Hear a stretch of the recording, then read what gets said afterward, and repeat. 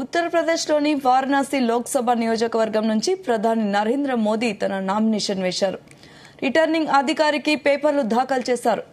ఉత్తరప్రదేశ్ ముఖ్యమంత్రి యోగి ఆదిత్యనాథ్ అయోధ్యలోని రామాలయ ప్రాణ ప్రతిష్టకి ముహూర్తం నిర్ణయించిన వేద పండితులు జ్ఞానేశ్వర్ శాస్త్రి సమక్షంలో ప్రధాని మోదీ నామినేషన్ వేశారు.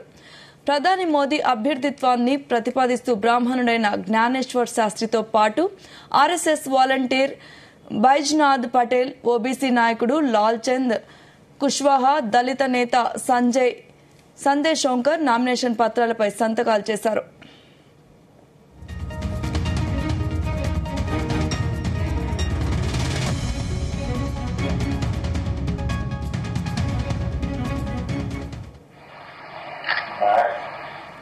ఆ తర్వాత ప్రధాని మోదీ ర్యాలీగా అక్కడి నుంచి బయటకు వచ్చారు.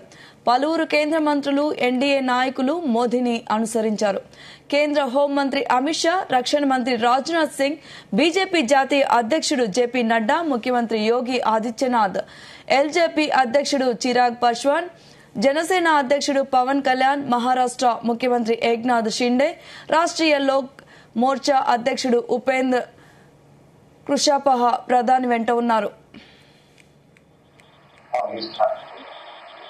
और मैं भारत की एकता और अखंडता अक्षुण्ण रखूंगा.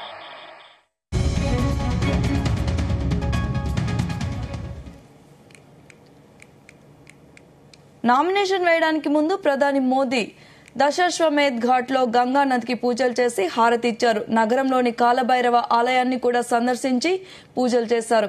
గంగామాత తనని నగరానికి ఆహ్వానించినట్లు తాను భావిస్తున్నానని మోదీ చెప్పారు. స్థానిక ప్రజలు తనను బెనారస్ వాస్తవ్యుడిగా మార్చేశారని ప్రధాని భావోద్వేగంతో అన్నారు.